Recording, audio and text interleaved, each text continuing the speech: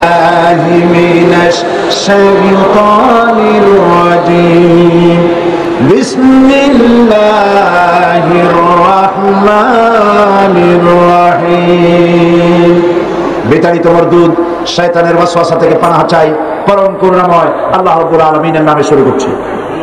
ইয়া আইয়ুহাল্লাযীনা আমানু হাল আদুল্লুকুম আলা তিজারাতিন তুনজিকুম মিন আযাবিন আলীম تؤمنون بالله ورسوله وتجاهدون في سبيل الله بأموالكم وأنفسكم ذلكم خير لكم إن كنتم تعلمون صدق الله العظيم وتجاهدون في سبيل الله بأموالكم وأنفسكم ذلكم خير لكم إن كنتم تعلمون। আল্লাহর রাস্তায়, এটা হলো 3 নম্বরের পুঁজি। আল্লাহর রাস্তায় জিহাদ করতে হবে মাল দিয়ে আর জান দিয়ে। যালিকুম খায়রুল লাকুম, এরই মধ্যে তোমাদের কল্যাণ নিহিত। ইন কুনতুম তা'লামুন, যদি তোমরা ইসলামকে বুঝে থাকো তাহলে এরই ভেতরে এই 3টি জিনিস বোঝা আর আমল করার মধ্যেই তোমাদের কল্যাণ নিহিত রয়েছে। বলি আলহামদুলিল্লাহ। এখন জিহাদ, ওয়া তুজাহিদুনা ফি সাবিলিল্লাহ, আল্লাহর রাস্তায় জিহাদ করতে হবে। জিহাদ কাকে বলে? জিহাদ শব্দটি উচ্চারণ করলেই শ্রোতা মণ্ডলীর নজরের মধ্যে তাদের খেয়াল হয় জিহাদ মানে হচ্ছে উট হারাইতেছে, এর নাম জিহাদ। এর নাম কি জিহাদ? অমুসলিমদের হাতে কলম ছিল, ওয়ালাকিন কলমদার কাফে দুশমনাস্ত, দুশমনদের হাতে কলম ছিল। মুসলমানদের শ্রেষ্ঠ ইবাদত ঈমানের পরেই শ্রেষ্ঠ ইবাদত কোনটি? আন আবি যর রাদিয়াল্লাহু তাআলা আনহু قال قلت يا رسول الله أي العمل أفضل قال الإيمان بالله والجهاد في سبيل الله। হযরত আবু যর রাদিয়াল্লাহু তাআলা আনহু জিজ্ঞেস করছেন, হে রাসূল, সবথেকে আফদল আমল কোনটি? হুজুর বলেছেন ঈমান। তারপরে কোনটি? তারপরে হচ্ছে আল্লাহর রাস্তায় জিহাদ। সেই জিহাদকে গোটা দুনিয়ার মানুষের সামনে খারাপ ভাবে চিত্রিত করেছে অমুসলিমরা। শুধু অমুসলিম লেখক, সাংবাদিক নয়, সাহিত্যিক নয়, আরো এক শ্রেণী কাজ করেছে। তারা কারা? বলবো তাদের কথা। তারা হচ্ছে এই পৃথিবীর 4টি মহাদেশে অন্তত 800 দেশ ভ্রমণ করার সুযোগ আল্লাহ পাক তার গোলামকে দান করেছেন। আমি পৃথিবীতে কোথাও দেখি নাই কোন জাতি তার ধর্মের দেবতাকে গালি দেয়, কোন জাতি তার ধর্মীয় নেতৃবৃন্দকে গালি দেয়, কোন জাতি তার ধর্মীয় পুস্তককে নিন্দা করে। পৃথিবীর মধ্যে একমাত্র পুরাকপালিয়া জাত মুসলমান নামধারী এক শ্রেণীর বুদ্ধিজীবী, এক শ্রেণীর সাংবাদিক তাদের পত্র পত্রিকায়, তাদের কবিতার সাহিত্যে, তাদের নাটকে, তাদের কবিতায় আল্লাহর কোরআনকে গালি দিচ্ছে, মুসলমানদেরকে গালি দিচ্ছে। এর চাইতে বড় পুরাকপাল আর কেউ হতে পারে না। ইসলামকে মৌলবাদ বলে গালি দিচ্ছে কারা? এই নামধারী মুসলমানেরাই, এই নামধারী মুসলমানেরাই ইসলামকে মৌলবাদ বলে গালি দিচ্ছে, মুসলমানদেরকে মৌলবাদী বলে গালি দিচ্ছে। তারাই জিহাদকে চিত্রিত করেছে খারাপ ভাবে। জিহাদ এর অর্থ যুদ্ধ নয়, জিহাদ এর অর্থ যুদ্ধ নয়। যুদ্ধের এই শব্দের আরবি হচ্ছে হারব বা কিতাল, এটাই হচ্ছে যুদ্ধ। হলিওয়ার বা যুদ্ধ বলতে জিহাদ বুঝায় না। জিহাদ বলে কাকে? জিহাদ বলা হয়, জিহাদের আবিধানিক এবং পারিভাষিক অর্থ হলো এই, যে কোনো উদ্দেশ্যকে সফলতা পর্যবেসিত করার জন্য যে প্রাণান্তকার প্রচেষ্টা করা হয়, ওই প্রচেষ্টার আরবি নাম হচ্ছে জিহাদ। ইসলাম একটি পূর্ণাঙ্গ জীবন বিধান। ইসলাম কি? পূর্ণাঙ্গ জীবন বিধান। এই জীবন বিধানকে ব্যক্তি, পরিবার, সমাজ ও রাষ্ট্রে কার্যকরী করার জন্য লিখনী শক্তির মাধ্যমে, বক্তব্যের মাধ্যমে, একটু আগে আওলাদ রাসূল আপনাদের সামনে যে বক্তব্য রেখেছেন, এটা হচ্ছে বক্তব্যের জিহাদ। এটা কি? বক্তব্যের জিহাদ। আর কলম দিয়ে অন্যায়ের প্রতিবাদ করা, এটা হচ্ছে কলমের জিহাদ। এই রাস্তায় পয়সা খরচ করা, আর্থিক জিহাদ, এই রাস্তায় চূড়ান্ত ভাবে যখন লড়াই শুরু হয় তখন অস্ত্র দিয়ে অস্ত্রের মোকাবেলা করে জিহাদ হচ্ছে জিহাদের চূড়ান্ত রূপ।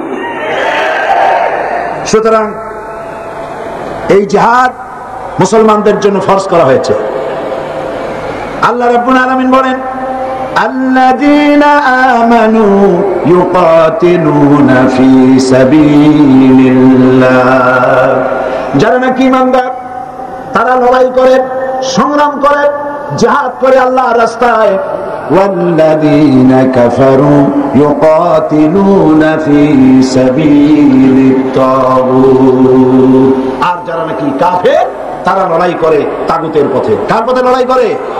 তাগুতের পথে। তাগুত কাকে বলে? তাগুত বলা হয় যে শক্তি নিজে শুধু আল্লাহর আইন অমান্য করে বসে থাকে না, অন্যদেরকেও অমান্য করতে বাধ্য করে, তাকে আরবিতে কি বলা হয়? তাগুত। নদীর পানি, কর্ণফুলীর পানি যতক্ষণ পার দুই কিনারাকে রক্ষা করে প্রবাহিত হয় ততক্ষণ বলা যায় কি শক্তি এসেছে, সীমা লঙ্ঘনকারী শক্তি এসেছে।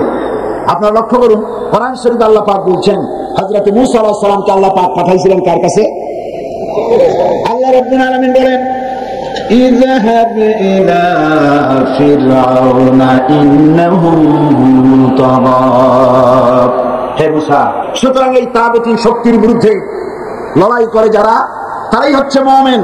আর যারা কাফের, তাগুতের বিরুদ্ধে যারা লড়াই করে তারা হচ্ছে মুমিন, আর তাগুতের পক্ষে যারা লড়াই করে তারা হলো কাফের।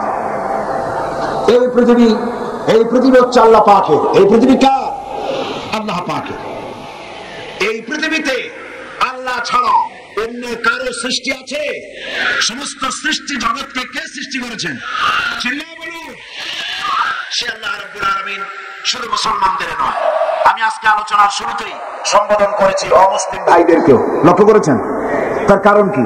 তার কারণ হচ্ছে কোরআন শরীফ শুধু মুসলমানদের জন্য আসেনি। হাদা বায়ানুন লিন-নাস হুদাল লিন-নাস, এটা আসছে গোটা পৃথিবীর সমস্ত মানব মণ্ডলীর জন্য। সেই জন্য আল্লাহ পাক তিনি ঘোষণা করছেন, ইয়া আইয়ুহান নাসু উবুদু রাব্বাকুমুল্লাযী খালাকাকুম ওয়াল্লাযীনা মিন ক্বাবলিকুম লাআল্লাকুম তাত্তাকুন।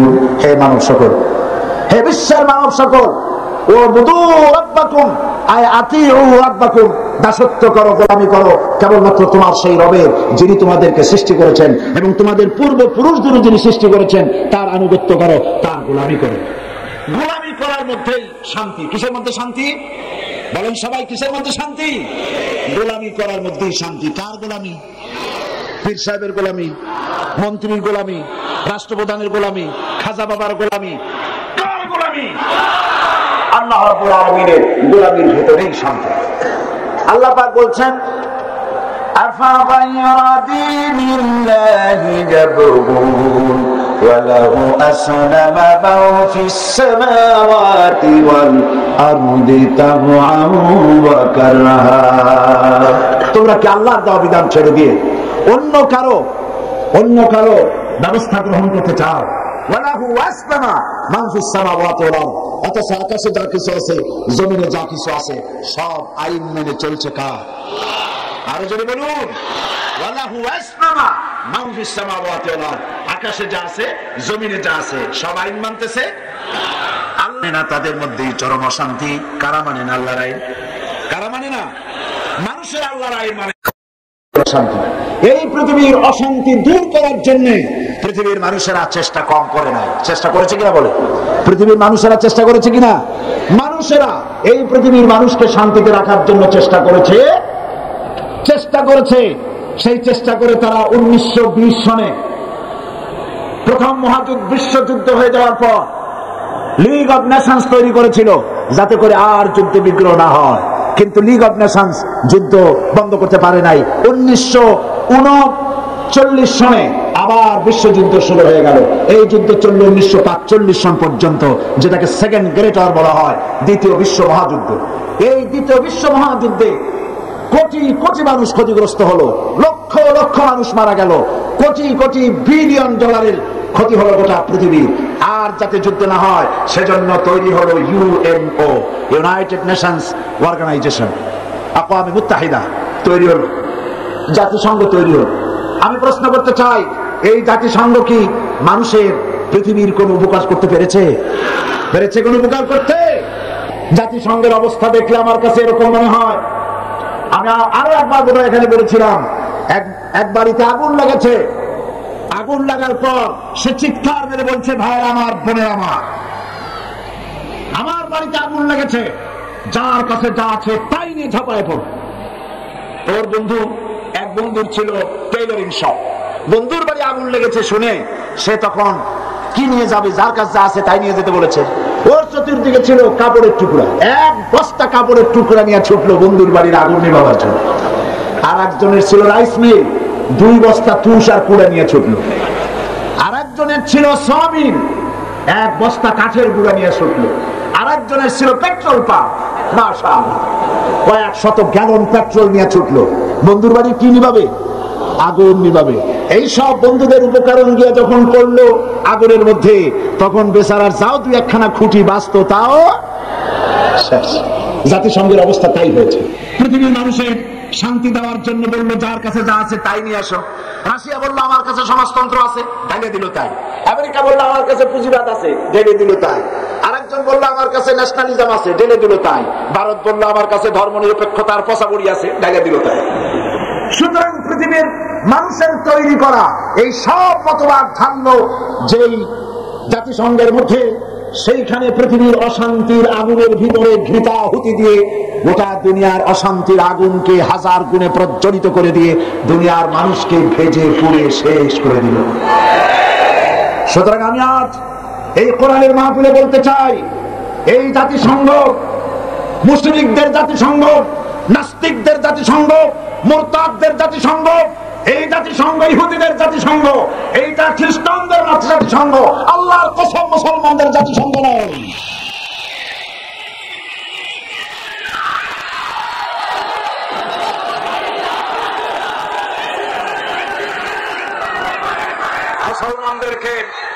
মুসলমানদেরকে যদি বাঁচতে হয় তাহলে নতুন করে মুসলমানদের জন্য আলাদা জাতিসংঘ তৈরি করতে হবে। তাহলেই পৃথিবীর মানুষ সেই ইসলামের আইন দিয়ে পৃথিবীর মানুষ শান্তি পেতে পারে। বিশ্বব্যাপী শান্তির মূল ফর্মুলা দিয়েছেন আল্লাহ। কে দিয়েছেন? আল্লাহ রাব্বুল আলামিন শান্তির ফর্মুলা দিচ্ছেন। দুনিয়ায় কাফের বেঈমানেরা হাজারো জাতিসংঘ যদি বানায় শান্তি দিতে পারবে না। শান্তির জন্য আল্লাহ রাব্বুল আলামিন ফর্মুলা বলছেন, পদ্ধতি বলে দিচ্ছেন। তাআলাউ ইলা কালিমাতিন সাওয়াইন বাইনানা ওয়া বাইনাকুম আল্লা না'বুদা ওয়া লা নুশরিকা বিহি শাইআ। আল্লাহ পাক বলছেন, হে নবী আপনি বলেন, কুল তাআলাউ ইলা কালিমাতিন সাওয়াইন বাইনানা ওয়া বাইনাকুম। এসো হে আহলে কিতাব, হে খ্রিস্টান জগৎ, এসো তোমরা আমরা এমন একটা কথায় একীভূত হই, একত্রিত হই, যা তোমাদের জন্য আর আমাদের জন্য সমভাবে প্রযোজ্য। এমন একটা কথায় আমরা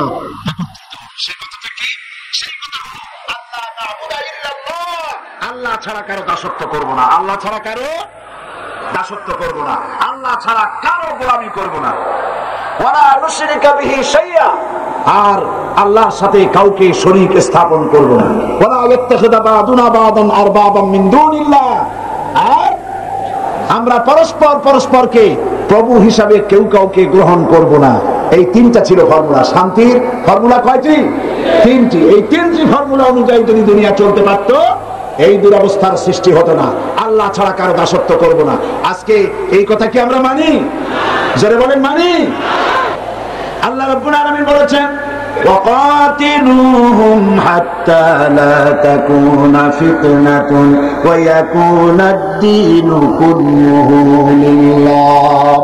লড়াই করো, সংগ্রাম করো ততক্ষণ পর্যন্ত সেই পর্যন্ত লড়াই করো যতক্ষণ পর্যন্ত তোমাদের ফিতনা ফাসাদের শেষ শিকড়টুকু উঠে না যায়, ততক্ষণ পর্যন্ত লড়াই করতে থাকো। আল্লাহর দ্বীন কায়েম না হওয়া পর্যন্ত লড়াই করো, সংগ্রাম করো।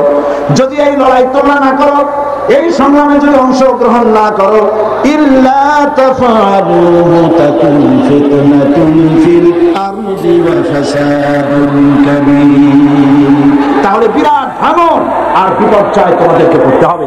যদি বাঁচতে চাও তাহলে অন্যায়ের বিরুদ্ধে তোমাদেরকে রুখে দাঁড়াতে হবে, মজলুম জনতার পাশে গিয়ে দাঁড়াতে হবে। চেচনিয়ার মুসলমানদেরকে রাশিয়া পেট্রোল দিয়ে পুড়িয়ে পুড়িয়ে মুসলমানদেরকে মেরে শেষ করে ফেলছে।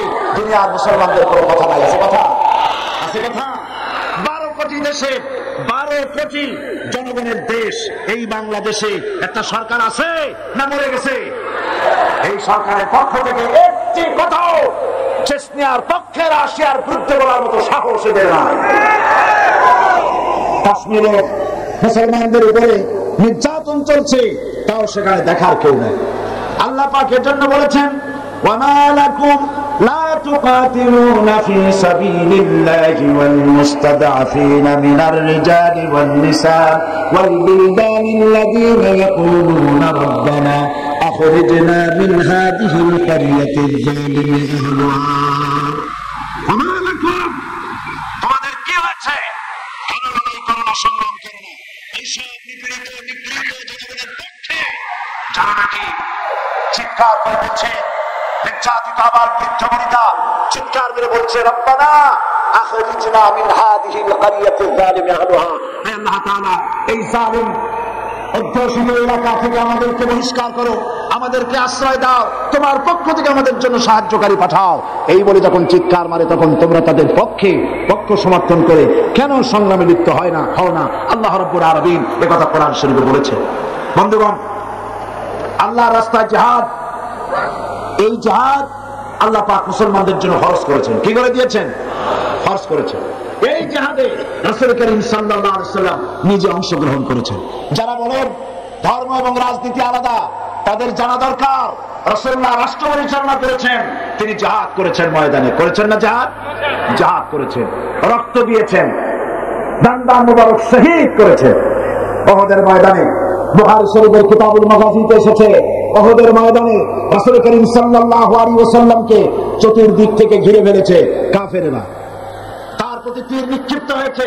হুজুরকে এই তীর থেকে রক্ষা করার জন্য সাহাবায়ে কেরাম চতুর্দিকে দাঁড়ায় গেছে। শুধুমাত্র চতুর্দিক থেকে যে তীর আসতেছিল, তীরগুলো ঠেকাচ্ছিলেন সাহাবায়ে কেরাম তাদের পিঠ দিয়ে।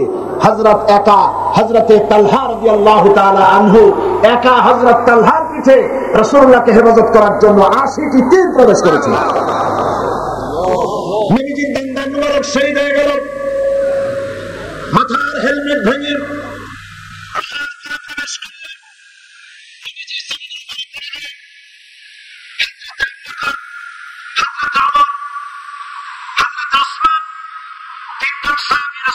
সাল্লাল্লাহু আলাইহি ওয়াসাল্লামকে বহন করে উহুদের পাহাড়ের দিকে নিয়ে গেলেন। সেই পাহাড়ে যেখানে গিয়ে রাসূলকে আরাম করানো হবে, পাহাড়ের উপরে উঠতে উঠতে একটা জায়গা আছে যেখানে একটা মানুষ কোন রকম শুতে পারে, এরকম একটা জায়গা যেন মনে হয় যেন আল্লাহ জায়গা আগে থেকে তৈরি করে রেখেছিলেন। আমার নিজের চোখে দেখেছি পাহাড়ের ওই এলাকা যেখানে আল্লাহর নবীকে তিনজন সাহাবী বহন করে নিয়ে যাচ্ছিলেন। নবীজির কপাল থেকে রক্ত ঝরতেছে, দান্দান মোবারক থেকে রক্ত ঝরতেছে।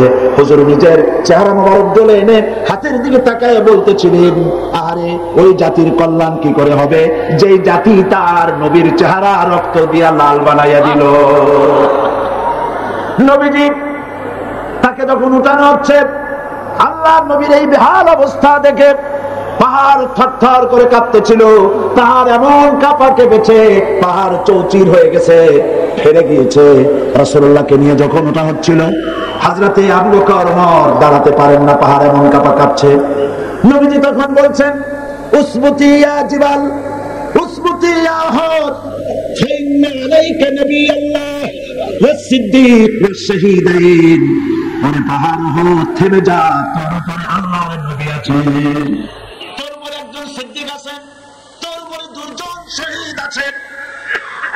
হযরতে ওমর, হযরতে উসমান রাদিয়াল্লাহু তাআলা আনহুমা তারা শহীদ হবেন কবে? তার আগে হুজুর ভবিষ্যৎবাণী করছেন, তোমার উপরে একজন নবী, একজন সিদ্দিক আর দুইজন শহীদ আছে, পাহাড় থেমে যা। পাহাড় থেমে গেল। নবীজি ইন্তেকাল করেছেন, শহীদ হয়েছেন। এই খবর ছড়িয়ে গেল মদিনায়। মদিনা থেকে একটা মহিলা দৌড়াতে লাগলো। দৌড়াতে দৌড়াতে যখন ওহদের দিকে যাচ্ছে, লোকেরা তাকে জিজ্ঞেস করলো, মেয়ে লোক তুমি যাও কোথায়? বলে ওহ যেতেছি। লোকেরা বলছে ওহদে যে কোনো লাভ নাই, কারণ তোমার যে দুটি ছেলে এসেছিল জিহাদের ময়দানে, দুটো ছেলে শহীদ হয়েছে। মহিলা বলতেছেন, কে শহীদ হয়েছে শুনতে চাই না, তাড়াতাড়ি করে বলো আল্লাহর নবী কেমন আছেন। আবার অগ্রসর হয়েছেন। আরেকজন বলছে, মহিলা যাও কই? বলে ওহদে যেতেছি। কই যায় কোনো লাভ নাই, তোমার বাবা যে এসেছিলেন তিনি শহীদ হয়ে গেছেন। মহিলা বলছেন, কে শহীদ হয়েছে শুনতে চাই না, বলো নবীজি কেমন আছেন।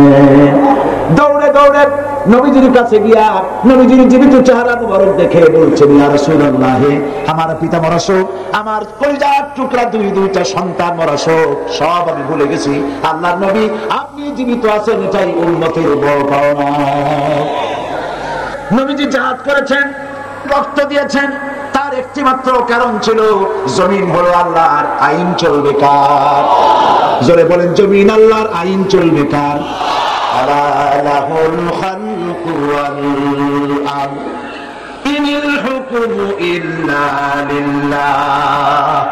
জমিন আল্লাহর, আইন চলবে আল্লাহ। কারো বাপের আইন দিয়ে দেশ চলতে পারে না। আইন চলবে কার? আল্লাহ পাকের আইন দিয়ে দেশ চলবে। তাই ছিল নবী করিম সাল্লাল্লাহু আলাইহি ওয়াসাল্লামের ইচ্ছা, আল্লাহ পাকের মানসা মুবারক।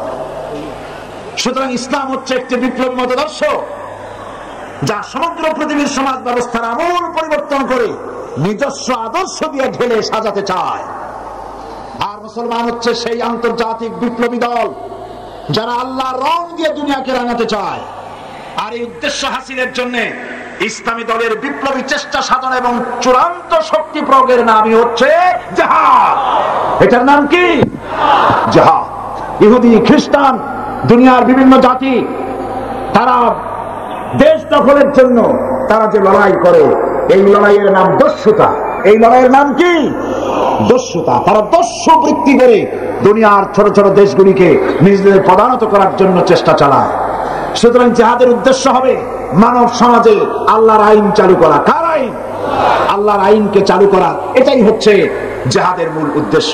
আর এই উদ্দেশ্যে যারা লড়াই করে, আল্লাহ পাক তাদের উপরে, তাদেরকে ভালোবাসেন, তাদের উপরে আল্লাহ পাক রহমত নাজিল করেন। যারা জিহাদ করে আল্লাহর দ্বীন কায়েমের জন্য, আল্লাহর দ্বীন প্রতিষ্ঠার জন্য, কোরআনের আইন চালু করার জন্য যারা লড়াই করে, তাদের জন্য আল্লাহ পাক রেখেছেন বিরাট নিয়ামত, বিরাট পুরস্কার দুনিয়া এবং আখিরাতে।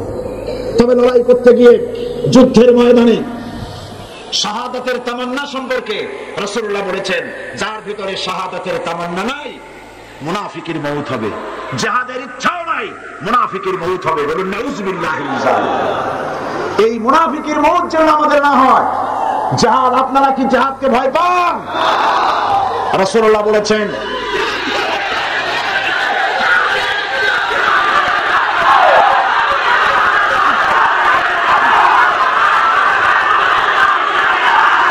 রাসূল করিম সাল্লাল্লাহু আলাইহি ওয়াসাল্লাম বলেছেন, রাসূল করিম সাল্লাল্লাহু আলাইহি ওয়াসাল্লাম বলেছেন, জিহাদের ময়দানে যে ব্যক্তি শহীদ হয়, শহীদি মওতের যন্ত্রণা তোমাদের ভেতরে কেউ কাউকে চিমটি দিলে সেই চিমটি কাটায় যে যন্ত্রণা, পিঁপড়ায় কাটায় যে যন্ত্রণা, শাহাদাতের মওতের এর থেকে বেশি যন্ত্রণা কিছুই নয়।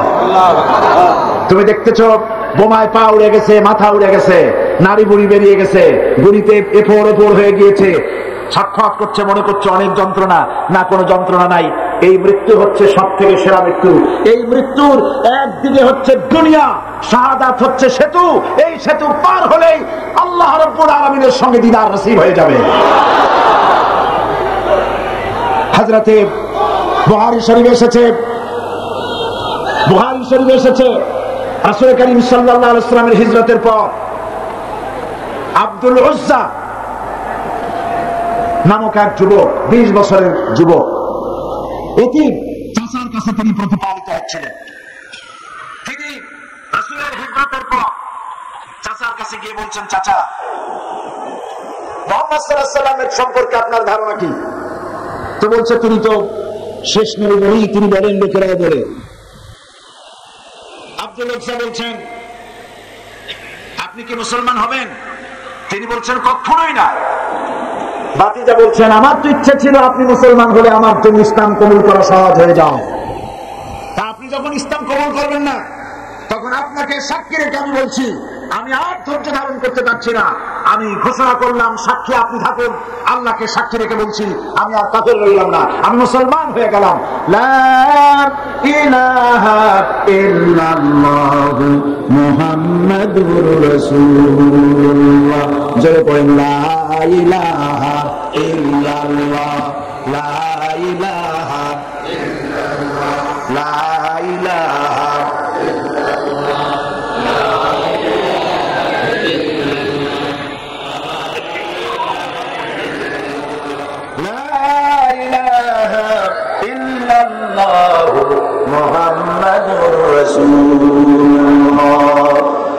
চাচা বলছে, আব্দুল উজ্জা, তুমি কি জানো এর পরিণতি কি?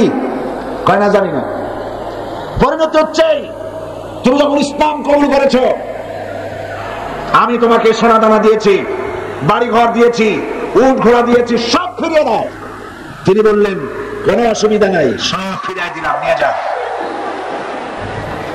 চাচা বলছে, এতেই হবে না, তোমার গায়ের জামা, তোমার পরনের লুঙ্গি আমার দেওয়া, এটাও ফেরত দাও। যুবক ছেলে গায়ের জামা এবং পরনের লুঙ্গিও খুলে দিয়ে দিলে। উলঙ্গ অবস্থায় মায়ের কাছে গিয়ে হাজির। মা নিজের যুবক ছেলেকে উলঙ্গ দেখে 2 হাত দিয়ে চোখ চেপে ধরেছেন। বলছেন, বাবা, তোমার এই করুণ দশা কেন? ইসলাম কবুল করার কারণে আমার এই করুণ দশা হয়েছে। মা জিজ্ঞেস করছে, বাবা, তুমি আমার কাছে কি চাও? তিনি বললেন, আমি এখন বিশ্বনবী মুহাম্মদ সাল্লাল্লাহু আলাইহি ওয়াসাল্লামের কদম মোবারকের কাছে হাজির হতে চাই। আমাকে এক টুকরা কাপড় দিয়ে মা তুমি আমাকে সাহায্য করো। মা বলছে, আমার কাছে তো কোনো কাপড় নাই। একটা ছেঁড়া কম্বল তিনি দিয়ে দিলেন। এই কম্বলটা তিনি পরলেন, এক টুকরা গায়ে দিলেন ছিঁড়ে, আর এক টুকরা পরলেন, তা হাঁটুর উপরে থাকলো, হাঁটু ঢাকলো না। এই অবস্থায় তিনি হেঁটে হেঁটে বহু কষ্ট করে মদিনা মুনাওয়ারায় পৌঁছে গেলেন। বাবে জিবরিল থেকে ঢুকলেন, সেখানে তিনি বসে আছেন। রাসূল করিম সাল্লাল্লাহু আলাইহি ওয়াসাল্লাম হুজরা শরীফ থেকে বেরিয়ে দেখেন এক যুবক, মাথার চুলগুলো এলোমেলো, চোখ কোটরগত, সফরের আসর তার চেহারার মধ্যে, হাঁটু বের করা, মসজিদে নববীতে বসা। তুমি কে? তিনি বললেন, আমার নাম আব্দুল উজ্জা। তোমার এই হালত কেন? তিনি ঘটনা শোনালেন। নবীজি বললেন, তোমার নাম আব্দুল উজ্জা নয়, তোমার নাম রেখে দিলাম আব্দুল্লাহ, তুমি আব্দুল্লাহ। হাদিস শরীফে এর নামই এসেছে, ওনার নামই এসেছে আব্দুল্লাহ যুল বাজাদাইন। তাকে নেওয়া হলো, আসহাবে সুফফার কাছে নিয়ে রাসূলুল্লাহ বললেন, একে কোরআন শরীফ শেখাও। আসহাবে সুফফা হচ্ছেন সেই সব সাহাবী যাদের বাড়ি নাই, ঘর নাই, স্ত্রী পুত্র কোথায় আছে খোঁজ নাই, যারা এখানে বসে আল্লাহর দ্বীনের জন্য ঘর বাড়ি নাই, এখানে বসে থাকেন, খাবার পাইলে খান, আর খাবার না পাইলে তারা বসে থাকেন। রাসূলুল্লাহর কাছে কোনো খাবার এসে তা দেওয়া হয়। আসহাবে সুফফার চবুতরা এখনো মসজিদে নববীর মধ্যে আছে। যারা হজ করতে গেছেন মদিনা মুনাওয়ারায় তারা দেখেছেন। যারা যেতে পারেন নাই, আজকের এই তাফসীরের মাহফিলে দোয়া করি, আল্লাহ যেন এই মাহফিলে যত লোক এসেছে সমস্ত মুসলমান নরনারীকে একটাবার রাসূলুল্লাহ রওজায় গিয়ে সালাম দেওয়ার তৌফিক দান করে দেন। আল্লাহ পাক যেন হজ নসিব করে দেন। সাহাবায়ে কেরাম, আসহাবে সুফফা, আব্দুল্লাহ কি কোরআন শরীফ শিখাচ্ছেন, কোরআন শরীফ শেখাচ্ছেন, আর আব্দুল্লাহ জোরে জোরে কোরআন তেলাওয়াত করেন। তার চিৎকারে, জোরে জোরে তেলাওয়াতের কারণে সাহাবীরা ঘুমাইতে পারেন না, নামাজে ডিস্টার্ব হয়। রাসূলুল্লাহ আসছেন পরে, তারা বললেন, ইয়া রাসূলুল্লাহ, আব্দুল্লাহকে নিষেধ করুন, তার চিল্লানিতে আমরা নামাজ পড়তে পারি না, ঘুমাইতে পারি না, চিল্লায়া কোরআন শরীফ তেলাওয়াত করেন। নবীজি বললেন, সাহাবীরা, আব্দুল্লাহকে চিল্লাইতে দাও, বাধা দিও না, কারণ তার ইসলাম কবুল করা দিনের চড়া দাম দিয়ে ইসলাম কবুল করেছে, এই মুন্ডিটাও আনতে পারে নাই। ইত্যানুসারে তাবুকের যুদ্ধের দামামা বেজেছে, রোমানদের সঙ্গে লড়াই হবে। নবীজি তাবুকের যুদ্ধের জন্য, জিহাদের জন্য চাঁদা চাইলেন।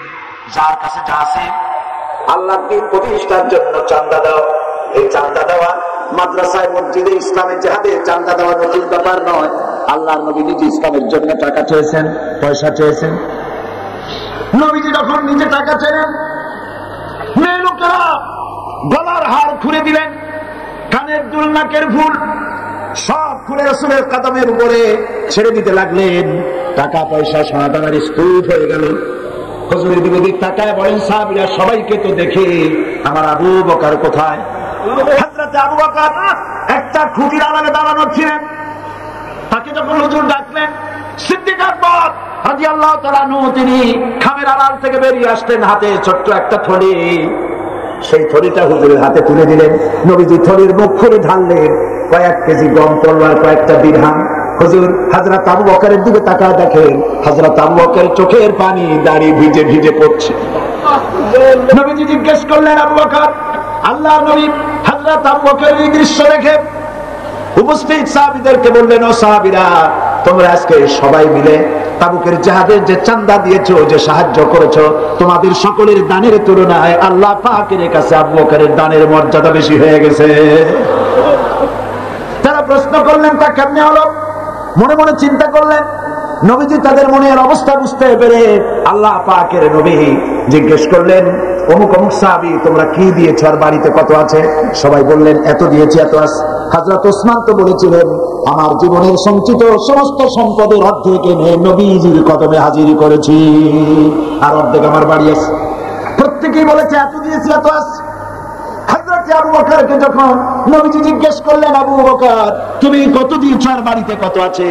হযরত আবু বকর রাদিয়াল্লাহু তাআলা আনহু বলছেন, ইয়া রাসূলুল্লাহ, আল্লাহ রাব্বুল আলামিনের কসম করে বলি, আবু বকরের ঘরে জাগতিক সম্পদ বলতে যা বোঝায় সবটুকু এনে নবীজির কদম মুবারকে হাজির করে দিয়েছি আমার ঘরে। এখন আল্লাহ তার রাসূল ছাড়া কোনো জিনিস বাকি নাই।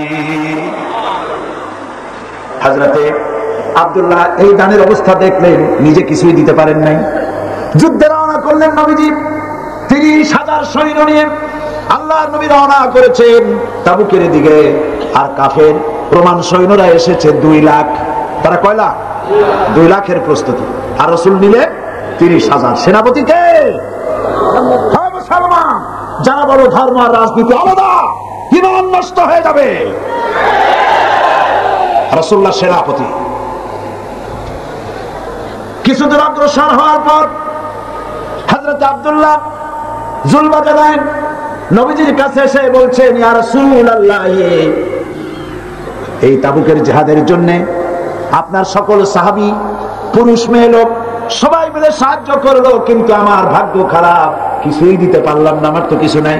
তবে হুজুর, আমি আপনার কাছে দোয়া চাই, আপনি আমার জন্য দোয়া করেন, আজকের এই জিহাদের ময়দানে আমি যেন আমার জীবনটা দিয়ে দিতে পারি। নবীজি বললেন, আব্দুল্লাহ, একটা ডাল থেকে একটা ডাল, একটা বাকল, একটা গাছের ছাল নিয়ে আসো। আব্দুল্লাহ গাছের একটা ছাল নিয়ে আসলেন। হুজুর, বুখারী শরীফের হাদিসে এসেছে, নবীজি ওই ছালটা নিয়ে হযরত আব্দুল্লাহর হাতে বেঁধে দিয়া বললেন, আল্লাহ, আমি আব্দুল্লাহর রক্ত কাফেরদের জন্য হারাম বানাইয়া দিলাম। হযরত আব্দুল্লাহ চোখে খেতে উঠলেন, বললেন, ইয়া রাসূলুল্লাহ, আমি চাইলাম জীবন দিতে, আর আপনি আমার রক্ত কাফেরদের জন্য হারাম করে দিলেন। নবীজি বললেন, আব্দুল্লাহ, এরপরে যদি তোমার মউত বিছানার উপরে হয়, তাবুর মধ্যে জ্বরেও যদি তোমার মউত হয়, আল্লাহ রাব্বুল আলামিন শাহাদাতের দরজা তোমারে দিয়ে দিবে। নবীজি তাবুকের মাঠে এলেন। কাফের বেঈমানেরা রাসূলুল্লাহ 30,000 সৈন্য নিয়ে আসছেন, এটা শুনে 2 লাখ ময়দান থেকে ভেঙে গেছে। সুবহানাল্লাহ। জিহাদের সব যুদ্ধের সাহস আর হয়নি। রাসূলুল্লাহ 30,000 নিয়ে আসছে, 2 লাখ শেষ। হুজুর সেখানে আরাম ফরমালেন।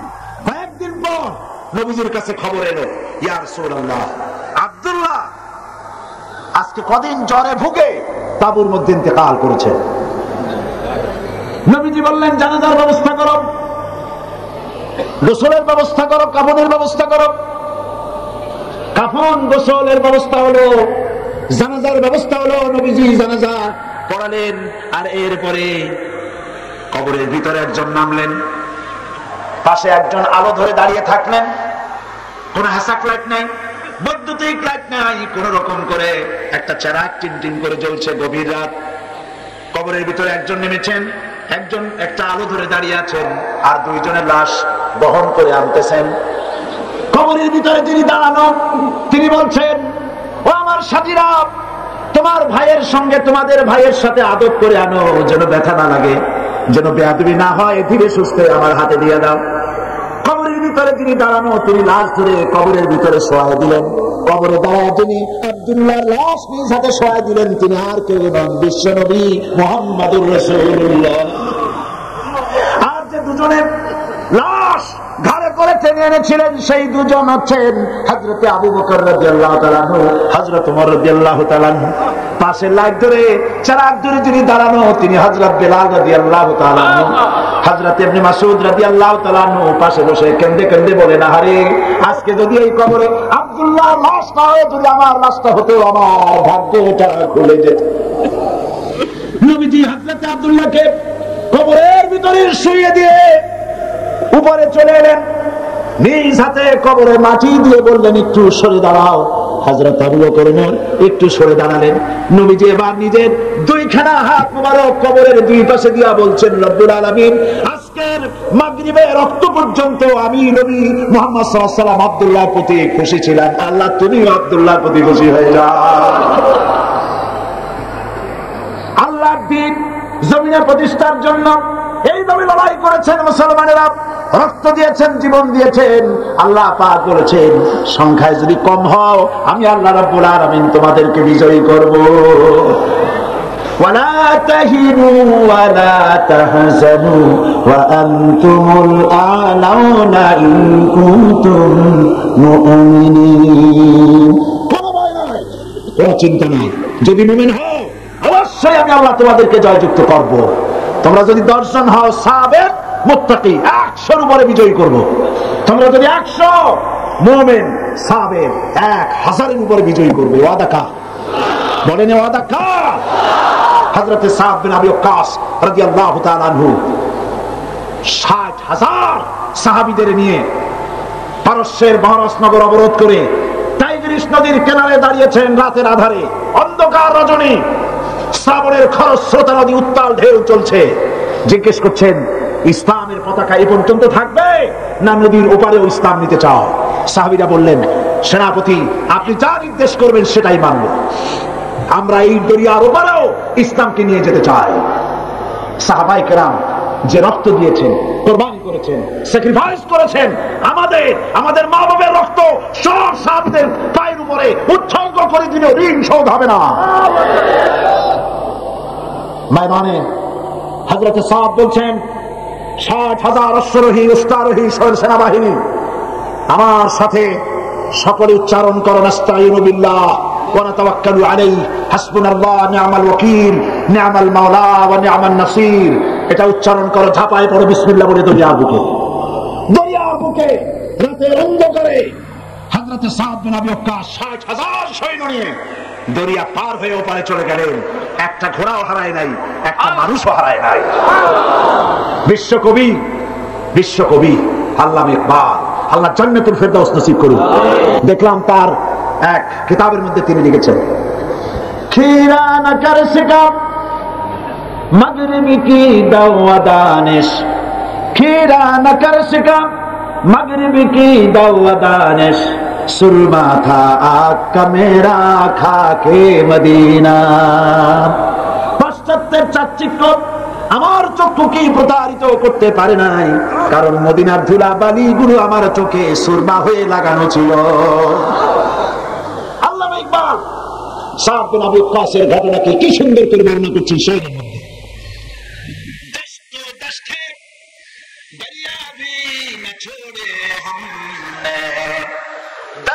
दस्त है दरिया भी न छोड़े हमने, बहर जुल्मत पे दौड़ा दिए घोड़े हमने।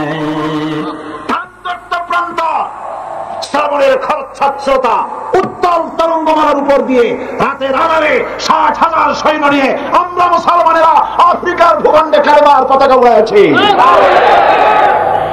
সেই মুসলমান আজ পৃথিবীতে 130 কোটি মুসলমানের সংখ্যায় দিক থেকে এত বিপুল সংখ্যা হয়েছে, ইজ্জত নাই, সম্মান নাই, তারা আজকে ইজ্জত, সম্মান, ইমান সব হারাচ্ছে। হযরত সাদ যখন চলে গিয়েছেন আফ্রিকার ভূখণ্ডে, তাকে সেই জায়গার শাসকরা জঙ্গলের কাছে জায়গা করেছে, এখানে থাকে। তাদের ধারণা ছিল জঙ্গলের হিংস্র প্রাণী, এরা এদেরকে মেরে শেষ করে ফেলবে, খেয়ে ফেলবে। তিনি বললেন, লোকেরা মনে করলো পাগলেরা কয় কি, মানুষের কথা কি জঙ্গলের প্রাণীরা শোনে? ইতিহাস সাক্ষী হযরতে সাদের এই ঘোষণার পরে স্থানীয় লোকেরা তাকিয়ে দেখলো, বাঘের লাইনে বাঘ, সাপের লাইনে সাপ, সিংহের লাইনে সিংহ, যার যার অন্ধা বাচ্চা কাঁধে করে মুখে করে সব এই এলাকা ছেড়ে অন্যত্র চলে গেল। আল্লাহর দ্বীন কায়েমের জন্য যদি মানুষ, মুসলমানেরা যদি অগ্রসর হয়, আজও আল্লাহ পাক সাহায্য করতে পারেন। কবি বলছেন, ফিজায়ে বদরে পয়দা কুন ফেরেশতে তেরি নুসরত কো উতার সকতে গর্দুন সে কতর আন্দর কতর আবি। বদরের প্রান্তরে মুসলমানদের জীবন ছিল, মুসলমানেরা জীবন আর মনোবল নিয়ে দ্বীনের জন্য স্যাক্রিফাইস করেছেন। ওই ঈমান, ওই মনোবল যদি তোমাদের মধ্যেও হয়, আজ আকাশ থেকে কাতারে কাতারে ফেরেশতা তোমাদের সাহায্যের জন্য আল্লাহ অবতীর্ণ করে দিতে পারেন। সুতরাং এই জিহাদ ইসলামের জন্য জিহাদ, আল্লাহর দ্বীনকে জমিনে প্রতিষ্ঠা করার জন্য জিহাদ। আজ অত্যাচার চলছে কাশ্মীরে। ও মুসলমানেরা শোনো, অত্যাচার কাশ্মীরে, অত্যাচার চেচনিয়ায়, বসনিয়ায়, আফগানে, ইরিত্রিয়ায়, সোমালিয়ায়, ছেড়ে পৃথিবী জুড়ে। আমি বলে থাকি, মায়ের খুশি আল্লাহ রহমত। এই বেদনা যখন হয়, গর্ভবতী মা কাঁদে, তার স্বামী কাঁদে, শ্বশুর কাঁদে, মা বাবা কাঁদে। কাঁদলেও এই কান্দা কোনো দুঃখের কান্দা না, কষ্ট হচ্ছে সেজন্য কান্দে, কিন্তু কান্দা কোনো দুঃখের কান্দা না। মনের মধ্যে একটা আনন্দ থাকে, আমার বৌমা, আমার স্ত্রী, আমার বোনের, আমার মেয়ের যে কষ্ট হচ্ছে, এই কষ্টের মধ্য দিয়ে একটি এক ফালি চাঁদের হাসি আমরা উপহার পাবো, একটা বাচ্চা উপহার পাবো। সুতরাং আজ পৃথিবীর কবরী শক্তির অত্যাচারে পৃথিবীর প্রসব যন্ত্রণা শুরু হয়েছে। পৃথিবীর এই প্রসব যন্ত্রণার মধ্য দিয়ে আগামী 31শে ডিসেম্বর রাত 12টা 1 মিনিটের পর যে নতুন দিনের উদয় হবে, 1 জানুয়ারি সকাল বেলায়,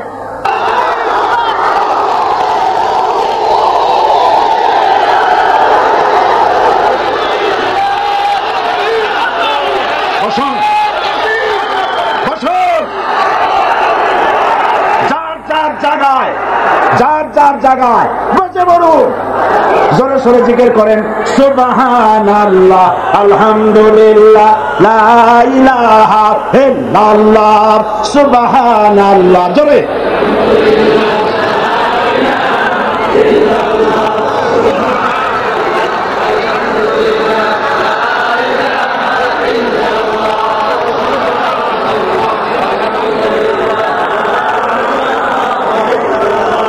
সুবহানাল্লাহ, আলহামদুলিল্লাহ, লা ইলাহা ইল্লাল্লাহ, সুবহানাল্লাহ, আলহামদুলিল্লাহ,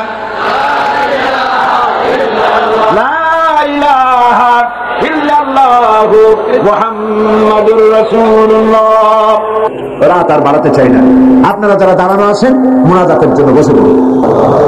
আল্লাহুম্মা আমিন। ربنا ظلمنا أنفسنا وإن لم تغفر لنا وترحمنا لنكونن من الخاسرين. ربنا ظلمنا أنفسنا وإن لم تغفر لنا وترحمنا لنكونن من الخاسرين. رب العالمين, আজ এই পবিত্র রজনীতে লক্ষ লক্ষ জনতা তোমার দরবারে ভিক্ষুকের মতো হাত উঁচু করেছে তোমার রহমতের নজর দিয়া। আর সে আদিন থেকে প্যারেড ময়দানের দিকে তাকাও। আয় আল্লাহ পাক, দুনিয়া এমন কোন গুনাহ নাই যা কম বেশি আমরা করি নাই। আল্লাহ তুমি দয়া করে মেহেরবানি করে আমাদের জিন্দেগীর সকল গুনাহ মাফ করে দাও রব্বুল আলামিন। আয় আল্লাহ তাআলা, আমাদের আলোচনার সওয়াব, দুরূদ ও সালামের সওয়াব রাসূল করিম সাল্লাল্লাহু আলাইহি ওয়াসাল্লামের রূহ মুবারক পৌঁছায়া দাও রব্বুল আলামিন। আয় আল্লাহ তাআলা, আমরা যারা এই মুহূর্তে হাত তুলেছি বড় আশা করে হাত তুলেছি, আমাদের মধ্য থেকে যাদের মা বাপ দুনিয়া থেকে জন্মের মতো বিদায় হয়ে গেছে, আল্লাহ কবরগুলিকে জান্নাতের টুকরা বানায়া দাও রব্বুল আলামিন। আত্মীয় স্বজন কেউ যদি বিদেশে যায়, ইউরোপে যায়, আমেরিকায় যায়, বছর বছর 6 মাস 3 মাস অন্তর চিঠি দিয়ে খবর পাওয়া যায়, প্রত্যেক দিন ইচ্ছে করলে টেলিফোনে খবর পাওয়া যায়। আমাদের মা বাপ যারা দুনিয়া থেকে বিদায় হয়ে গেল, বছরের পর বছর হয়ে গেছে, কোনো খবর জানি না। আল্লাহ আজকের এই পবিত্র রজনীতে আমাদের মা বাবের জন্য দোয়া করি, আল্লাহ আমাদের মা বাবের কবরগুলিকে জান্নাতের টুকরা বানায়া দাও। আল্লাহ তাআলা তোমার কাছে কি চাইবো? না চাওয়াতে কত কিছু দিছো, চাইতে তো সব করো তোমার কাছে। যা পাওয়ার যোগ্যতা রাখি না, তার থেকে বেশি তুমি দিয়েছো বাবু। তবুও না চাইলে তুমি রাগ করো, তাই তোমার কাছে চাবো না, কার কাছে চাইবো বাবু? যা চাইলাম তা দিও, যা চাইতে পারলাম না আমাদের জন্য দরকার সেটাও তুমি দিয়ে দিও, আর যেগুলি আমাদের জন্য অকল্যাণ তার থেকে আমাদেরকে তুমি বাঁচাই দিও। আল্লাহ কোরআন শরীফ আমাদের সকলকে বোঝার তৌফিক দিও, সহি করে তেলাওয়াতের তৌফিক দিও। আল্লাহ তাআলা বিগত 21টি বছর তুমি তোমার এই ছোট্ট গোলামকে দিয়ে কোরআনের কথা তুমি তোমার বান্দাদেরকে শুনিয়েছো। এমনটি যেন না হয় যে আমি বললাম আর কিয়ামতে এই দুনিয়া আমল না করে তোমার কাছে আসামি হলাম, এমনটি যেন না হয়। যা তুমি বলার তৌফিক দিলে তার সব আমাকে আমল করার তৌফিক দিও বাবু। সমস্ত আলেমদেরকে আল্লাহ ঐক্যবদ্ধ হওয়ার তৌফিক দিও, সমস্ত ওলামাদেরকে স্বাস্থ্য ভালো করে দিও, পীর বুজুর্গদেরকে আল্লাহ, পীর বুজুর্গ আলেম ওলামা ইসলামী চিন্তাবিদ আল্লাহ সকলকে তুমি এক বানায় বাংলাদেশ ইসলামের রাষ্ট্র কায়েমের পথকে সুযোগ করে দিও।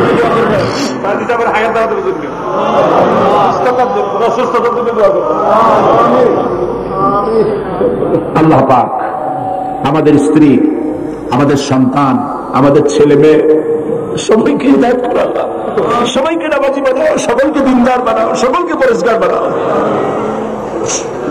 ربنا تقبل منا إنك أنت السميع العليم وتب علينا إنك أنت التواب الرحيم سبحان ربك رب العزة عما يصفون وسلام على المرسلين والحمد لله رب العالمين واجعل آخر كلمتنا عند الموت لا إله إلا الله محمد رسول الله.